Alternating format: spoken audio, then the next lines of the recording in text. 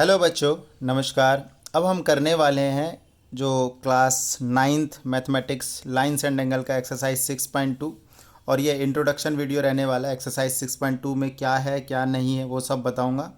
तो सबसे पहले good morning, good afternoon, good evening, जब भी आप वीडियो देख रहे हो उसके हिसाब से ले लो। So my name is Ravishankar और मैं आपको मैथ्स यहाँ पे पढ़ा रहा हूँ। चलिए स्टार्ट करते हैं। एंड हम लोग इंट्रोडक्शन देख रहे हैं। इंट्रोडक्शन किसका?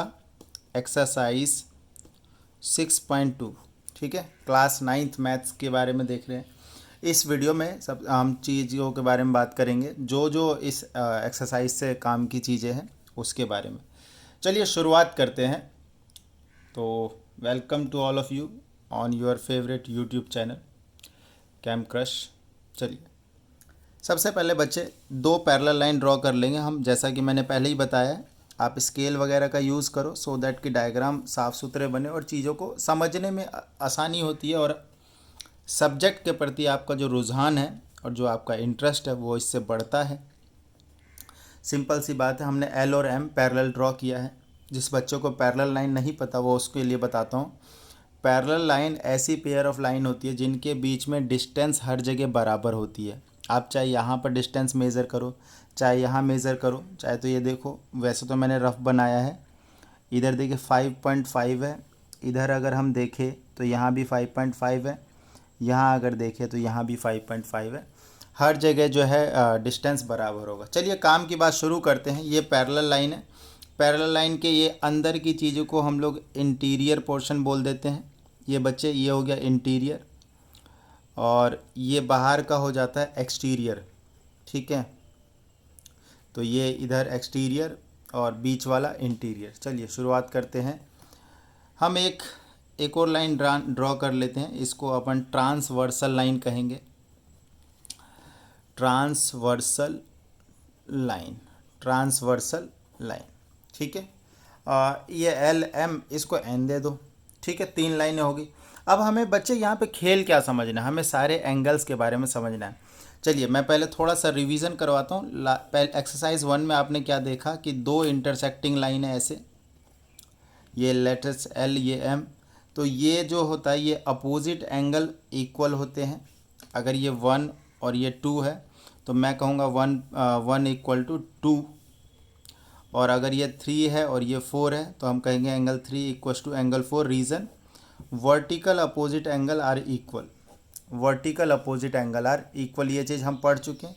उसके अलावा और हम क्या पढ़ चुके हैं? हम ये पढ़ चुके लीनियर पेयर से रिलेटेड चीज़ें कि अगर स्ट्रेट लाइन पे कहीं बीच वाली पॉइंट से एक रे अगर हम ड्रॉ करते हैं, जैसे यहाँ पे एम रे हो गया, तो बेटा ये जो दो एंगल जो बन रहे हैं 3 और 2, 1 एंड इधर ले लो चाहे तो 4, ये सब क्या है इन सब का सम जो है 180 है। जैसे 2 + 3 बात करें तो बच्चे ये 180 जाएगा, या फिर 1 + 4 बात करें 180 जाएगा। कारण ये होता है कि ये लीनियर पेयर है।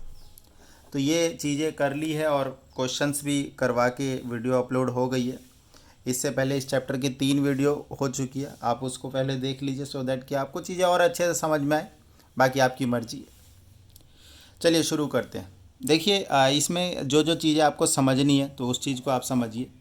पहले तो मैं नंबरिंग कर देता हूँ एंगल की। ये 1 2 3 4, चलिए ये 1 हो गया, ये 2, ये 3, ये 4, 5 6 7 8। ठीक है, आपको ये चीज़ जानना बहुत ज़रूरी है। सो तभी आप, तो लीनियर पेयर और वर्टिकल अपोजिट एंगल के बारे में मैं चर्चा नहीं करूँगा। मैं उनके अलावा जो एंगल है उसके बारे में चर्चा करूँगा। देखिए एंगल 3 + एंगल 6, ये जो 3 और 6 है, एंगल 3 + एंगल 6 का जो वैल्यू हो जाएगा ये हो जाएगा 180। इसी तरीके से एंगल 4 + एंगल 5 का जो सम हो जाएगा ये हो जाएगा 180। बच्चे ये लीनियर पेयर नहीं है, इसको बोलते हैं को इंटीरियर एंगल। को इंटीरियर एंगल क्यों बोलते हैं वो भी अभी बता देता हूँ। देखिए को मतलब क्या होता है? सेम। ये लाइन के, इस ट्रांसवर्सल लाइन के दोनों सेम साइड है को। बाकी इंटीरियर, तो ये इंटीरियर पोजीशन में को इंटीरियर एंगल का सम जो है वो 180 होता है। तो पहली बात हमने ये जानी। चलिए दूसरी बात, जैसे को इंटीरियर एंगल, ऐसे ही बेटा को एक्सटीरियर एंगल, तो angle 2 plus angle 7 and angle 1 plus angle 8, इन दोनों का सम भी 180 होगा। ठीक है, ये चीज़ होगी बच्चे हमारी को एक्सटीरियर एंगल, को एक्सटीरियर एंगल, को एक्सटीरियर एंगल। ओके, आगे तीसरी चीज़ देखो, एंगल 3 इक्वस टू एंगल 5 हो जाएगा। ये 3 और 5 आपस में बराबर होगा, इसको बोला जाता है ऑल्टरनेट इंटीरियर एंगल। ऑल्टरनेट किस लिए? लाइन के एक तरफ ये वाला है और लाइन के दूसरी तरफ ये वाला है, इसलिए ऑल्टरनेट इंटीरियर एंगल। और इसी तरीके से एंगल 4 बराबर एंगल 6 हो जाएगा। ये क्या हो जाएगा हमारा? Alternate interior angle, alternate interior angle. तो ऑल्टरनेट इंटीरियर एंगल भी जो होते हैं वो इक्वल होते हैं। चलिए और बात करते हैं। इसके अलावा मैं यहाँ पे लिख रहा हूँ चीज़ों को। देखिए, जैसे ऑल्टरनेट इंटीरियर एंगल है, ऐसे ही ऑल्टरनेट एक्सटीरियर एंगल है। जैसे 1 क्या एक्सटीरियर क्या हो जाएगा? ऑल्टरनेट एक्सटीरियर 7 हो जाएगा। तो चौथी बात, angle 1 equals to angle 7, angle 2 equals to angle 8, इसको क्या बोलेंगे? Alternate exterior angle. ठीक है, ऑल्टरनेट एक्सटीरियर एंगल। बस इतनी चीज़ों के बारे में जानना है, बाकी बच्चे आप इजीली सब कुछ समझ पाओगे। को इंटीरियर, को एक्सटीरियर, ऑल्टरनेट इंटीरियर और ऑल्टरनेट एक्सटीरियर, मेरे ख्याल से इसके अलावा और कोई चीज़ों की ज़रूरत पड़ती नहीं, इतने से ही काम हो जाता है। ठीक है, एक और छोटी सी बात समझा देता हूँ। जैसे कि दो लाइन पैरेलल है, ये दो लाइन L और M जो है ये पैरेलल है आपस में, L is parallel to M। अगर मैं L के पैरेलल अगर कोई लाइन ड्रॉ करता हूँ, लेट्स से यहाँ पर मैंने एक लाइन ड्रॉ करी, let's say it is N, हमने L is parallel to N draw करा, दैट मीन्स देखो एक थ्योरम आपके बुक में दिखेगा 6.6।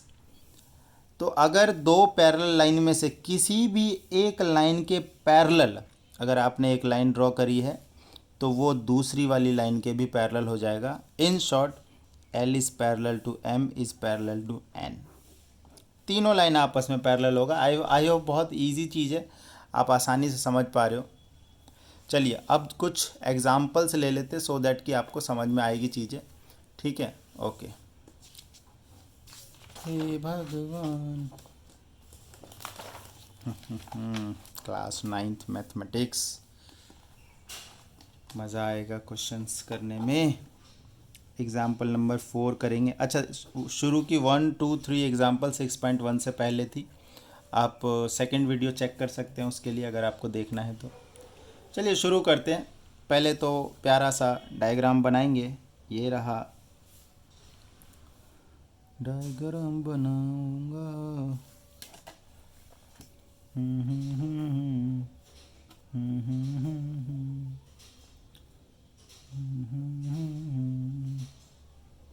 नन्हे मुन्ने बच्चे तेरी मुट्ठी में क्या है, क्या है, क्या है, मुट्ठी में है तकदीर हमारी। ये देखिए, okay okay okay okay, X M Y, ये वैल्यू है 135 और ये वैल्यू है 40।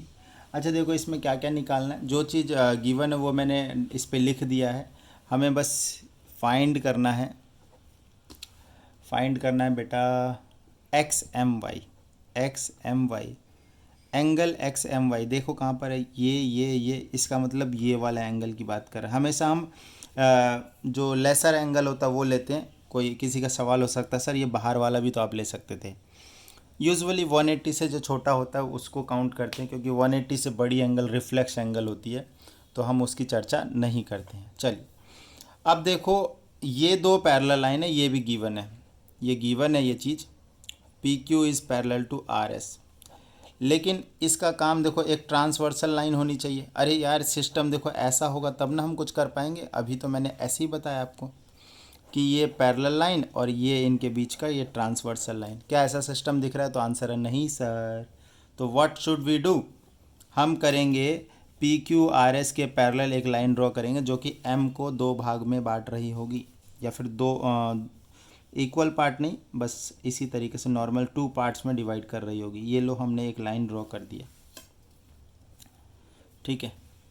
कंस्ट्रक्शन में आप उसको लिख सकते हैं कि draw, let us suppose A B ले लो, A B is parallel to P Q and R S.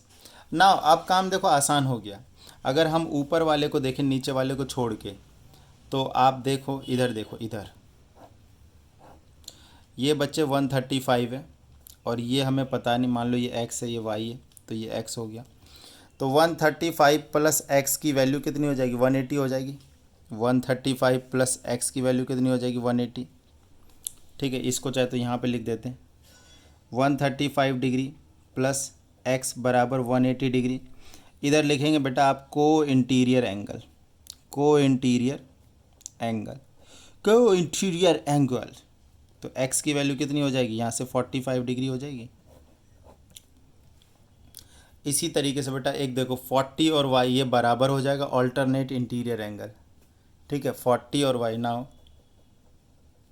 Angle y बराबर 40 डिग्री, यहाँ पे लिख दो ऑल्टरनेट इंटीरियर एंगल, कोई बात नहीं।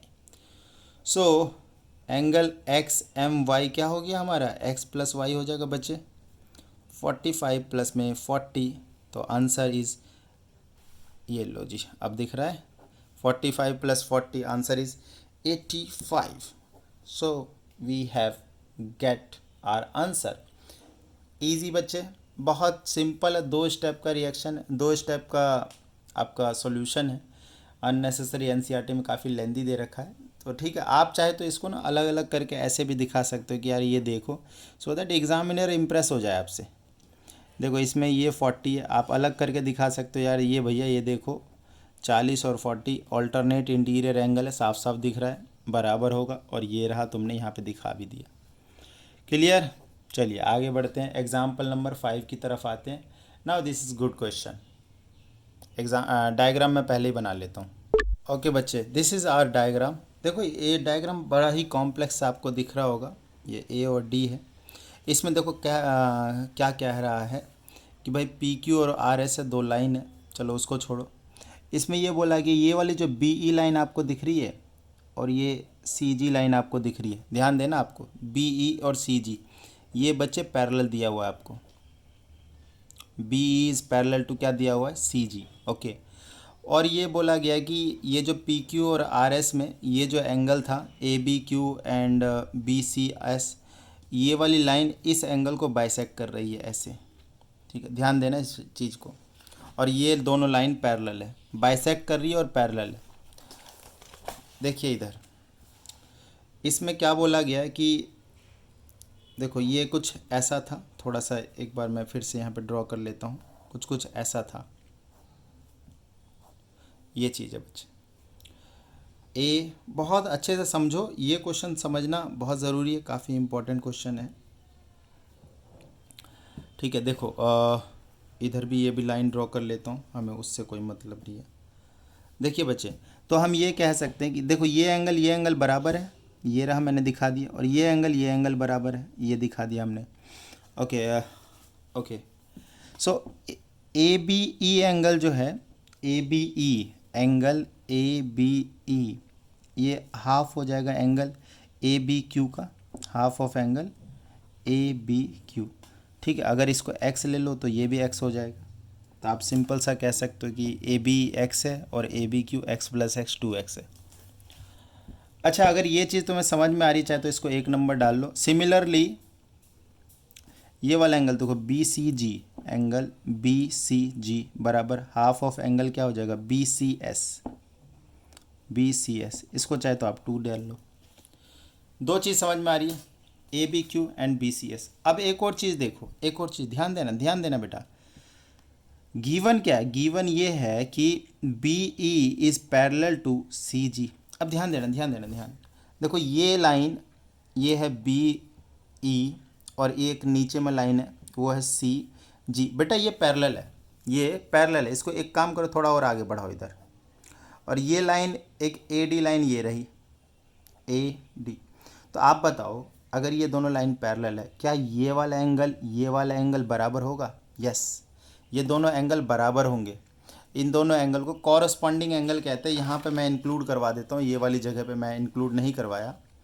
देखिए 2 6 के बराबर एंगल 2 बराबर एंगल 6 होगा, 3 और 7 के बराबर होगा, ये 3 बराबर 7, 4 8 के बराबर, 4 8 के बराबर, और 1 और 5 बराबर।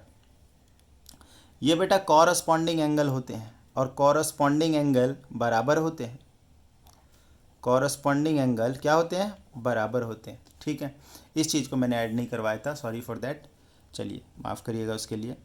तो ये सब बराबर हो जाएंगे कॉरस्पॉन्डिंग। तो अब हमने देखो को इंटीरियर, को exterior, alternate interior, alternate exterior और कॉरस्पॉन्डिंग 5 टाइप के एंगल देख लिए। चलिए अब आगे बढ़ते हैं। तो मैंने बोला कि यार ये वाला एंगल और ये वाला एंगल बराबर होगा, दैट मीन्स ये वाला एंगल है कौन सा? ये देखिए ए बी ई। और ये वाला एंगल कौन सा है? ये देखिए बी सी जी, ये रहा ये एंगल। दैट मीन्स ये एंगल इक्वेशन 1 और 2 में जो लेफ्ट साइड है दोनों बराबर है। B E is parallel to C G, therefore angle A B E बराबर एंगल बी सी जी। ठीक है, इसको चाहे तो हम 3 मान लेते हैं। तो फ्रॉम, इधर देखिए, फ्रॉम 1 2 एंड 3 हम क्या कह सकते हैं? देखिए ये दोनों बराबर, ये तो दोनों कट जाएगा, इसका मतलब ये half of A B Q, half of angle A B Q बराबर half of angle B C S. Half half काट दो तो ए बी क्यू बराबर बी सी एस। अब ध्यान से देखिए, अब इनिशियल फिगर पे जाइए। ए बी क्यू कहाँ है? ये वाला है। बी सी एस कहाँ है? ये वाला है। अब ये बीच में से इसको गायब कर दो, ये छोटी वाली लाइन को। अगर छोटी वाली लाइन अगर आप गायब करते हो, चलिए गायब कर देते हैं, मेरे पास तो ऐसे ही गायब करने का तरीका है। ये तो आप ये देखिए, ये पी क्यू लाइन है, ध्यान देना यहाँ पे बच्चे, और ये नीचे वाला ये आर एस लाइन है, रविशंकर आर एस, और ये ए डी लाइन हो गई। अब ध्यान देना ये एंगल बराबर ये एंगल आ चुका है। अब देखिए अगर इसने बोला होता कि ये पैरेलल है तब तो ये तो इक्वल था ही, लेकिन इसने पैरेलल बोला नहीं था, पैरेलल प्रूफ करना है। इसमें हमें प्रूफ यही करना था कि P Q is parallel to R S. तो यहाँ से P Q R parallel to R S हो रहा है, क्यों? क्योंकि भैया ये देखो ये दोनों कॉरस्पॉन्डिंग एंगल भी है, corresponding angle form by the transversal line A D on the P Q and R S. अब तो ये ना उल्टा हो गया, रिवर्स हो गया। जब हमें ये कहा जाता है कि ये दोनों लाइन पैरेलल है तो हम कॉरस्पॉन्डिंग एंगल को इक्वल मान लेते हैं, मगर इसने बोला नहीं कि पैरेलल था, बट आपने कॉरस्पॉन्डिंग एंगल को पैरेलल निकाल दिया, इक्वल निकाल दिया। बट ऐसे लिखेंगे, angle A B Q and angle B C S are pair of corresponding angle formed by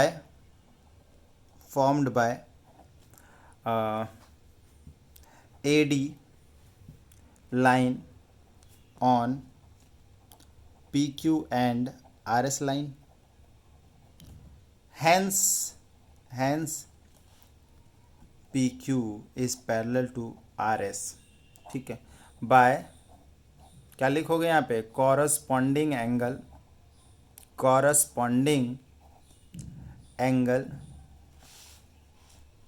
axiom, corresponding angle axiom. ठीक है बच्चे, तो ये चीज़ हमने आपको समझा दी। होपफुली वीडियो आपको समझ में आएगा। वीडियो काफ़ी लंबी हो गई है तो एक और एग्जाम्पल रह गया है, तो एक एग्जाम्पल को मैं एक्सरसाइज के साथ मर्ज कर लूँगा। इस वीडियो में इतना ही फ़िलहाल। थैंक यू सो मच, धन्यवाद।